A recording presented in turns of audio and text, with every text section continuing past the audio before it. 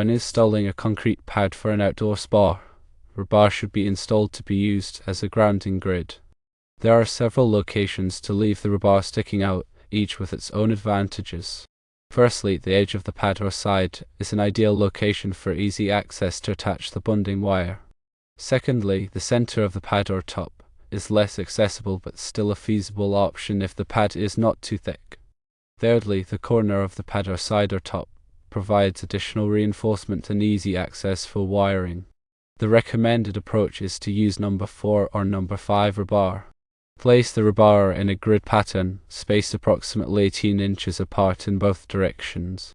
Extend the rebar at least 6 inches beyond the perimeter of the pad. Securely tie the rebar together using wire or plastic ties. Leave at least 24 inches of rebar sticking out at the desired location, whether it's the side, top, or corner, for the bonding wire attachment. It is important to note that the rebar grid should be in direct contact with the soil or sand base beneath the concrete pad. The bonding wire should be securely attached to the exposed rebar using a U-bolt or a listed grounding clamp. Grounding is a critical safety measure for spas, and proper rebar installation as a grounding grid is essential to minimize the risk of electrical shock and ensure the safety of users. The National Electrical Code, (NEC), provides specific guidelines and requirements for grounding and bonding electrical systems, including those for spas and pools. A grounding electrode system is a critical component of electrical safety, providing a path for fault current to return to the source, tripping the circuit breaker or fuse and de-energizing the circuit. This helps to prevent electrical shock hazards and minimize the risk of damage to equipment. The NEC, in Article 250, outlines the requirements for grounding and bonding, including the types of grounding electrodes that are permitted, the methods for installing them, and the requirements for bonding different parts of the electrical system together. Common grounding electrodes include ground rods, ground plates, and metal underground water pipes. The NEC specifies the minimum size and type of grounding electrode conductor, which is the conductor that connects the grounding electrode to the electrical system. The size of the grounding electrode conductor is based on the size of the service entrance conductors. Bonding is the process of connecting different metal parts of the electrical system together to create a low impedance path for fault current. This helps to ensure that all metal parts are at the same electrical potential, minimizing the risk of electrical shock. The NEC requires bonding of metal enclosures, metal raceways, and other metal parts that are likely to become energized. The NEC also requires bonding of metal parts of swimming pools, spas, and hot tubs, including the metal reinforcing steel and concrete, metal parts of pumps and filters, and metal parts of lighting fixtures. The bonding conductor must be sized according to the NEC requirements and must be connected to all metal parts in a manner that ensures a reliable electrical connection. When installing rebar as a grounding grid in a concrete spa pad, it is important to follow the NEC guidelines for grounding and bonding. The rebar grid should be connected to the electrical system using a grounding electrode conductor sized according to the NEC requirements. The bonding wire should be securely attached to the exposed rebar using a U-bolt or a listed grounding clamp. The rebar grid should be in direct contact with the soil or sand base beneath the concrete pad to provide a low impedance path to ground. In addition to the NEC requirements, local codes and regulations may also apply to grounding and bonding of spas and pools. It is important to check with the local electrical inspector to ensure that the installation meets all applicable requirements. Proper grounding and bonding are essential for the safety of users of spas and pools. By following the NEC guidelines and local codes, you can minimize the risk of electrical shock and ensure the safe operation of the spa or pool. Remember to always consult with a qualified electrician for any electrical work related to spas and pools to ensure that it is done safely and correctly. The NEC also covers equipotential bonding, which is particularly important in areas with water, like spas. Equipotential bonding aims to create an area of equal electrical potential, minimizing voltage differences that can cause electrical shock.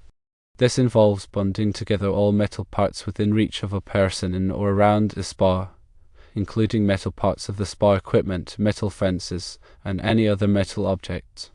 By bonding these parts together, the voltage difference between them is reduced, decreasing the risk of electric shock. The NEC provides specific requirements for the size and type of bonding conductors used for equipotential bonding. The bonding conductors must be sized according to the NEC tables and must be installed in a manner that ensures a reliable electrical connection. It is important to use listed bonding connectors and clamps to ensure a secure and reliable connection. Grounding and bonding are often used interchangeably, but they are distinct concepts with different purposes. Grounding provides a path for fault current to return to the source, tripping the circuit breaker or fuse and de-energizing the circuit. Bonding connects different metal parts together to create a low impedance path for fault current, minimizing voltage differences and reducing the risk of electrical shock. Both grounding and bonding are essential for electrical safety and must be performed in accordance with the NEC requirements. When installing a SPA, it is important to consider the location of the SPA and the surrounding environment. If the SPA is located near other electrical equipment or metal structures, it is important to ensure that all metal parts are properly bonded together to minimize the risk of electrical shock. If the SPA is located in an area with high soil resistivity, it may be necessary to install additional grounding electrodes to ensure adequate grounding. Soil resistivity is a measure of the resistance of the soil to the flow of electrical current. High soil resistivity can make it difficult to achieve a low impedance ground connection, which can increase the risk of electrical shock. To reduce soil resistivity, it may be necessary to install additional ground rods or to use chemical ground rods that contain chemicals that help to improve the conductivity of the soil. When selecting a location for the SPA, it is also important to consider the proximity to underground utilities. Before digging, it is important to contact the local utility companies to locate any underground utilities in the area. Digging near underground utilities can be dangerous and can result in damage to the utilities, as well as injury or death. It is also important to consider the accessibility of the location for maintenance and repairs. The SPA should be located in an area that is easily accessible for servicing and repairs. This will make it easier to perform routine maintenance and to troubleshoot any problems that may arise.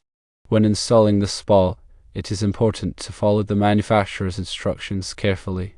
The manufacturer's instructions will provide specific information about the installation requirements for the SPA, including the grounding and bonding requirements. Failure to follow the manufacturer's instructions can void the warranty and can increase the risk of electrical shock.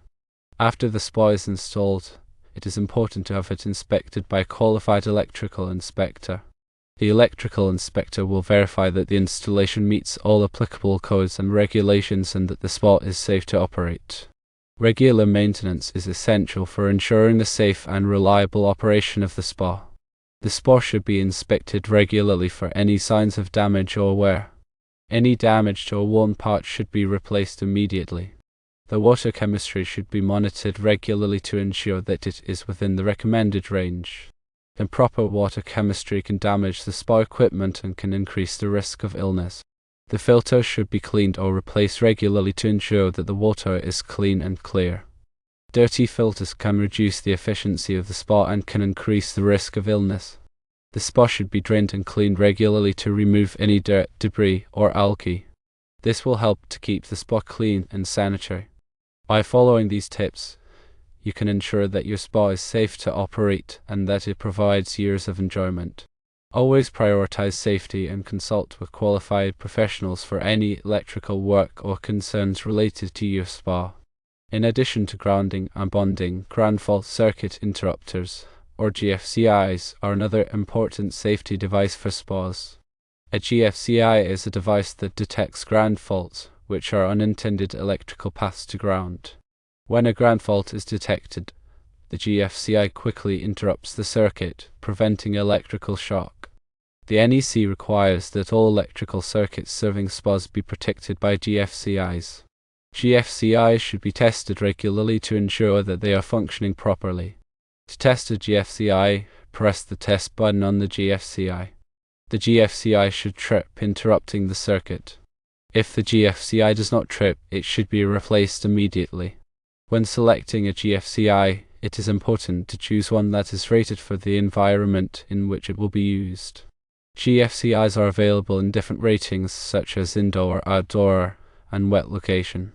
Choose a GFCI that is rated for the specific environment in which it will be installed. Surge protection is another important consideration for spas. Surges are sudden increases in voltage that can damage electrical equipment. Surges can be caused by lightning, power outages, or other electrical disturbances. To protect your spa from surges, you can install a surge protector. Surge protectors are devices that divert excess voltage away from the spa, protecting it from damage. When selecting a surge protector, it is important to choose one that is rated for the voltage and current of the spa's electrical circuit.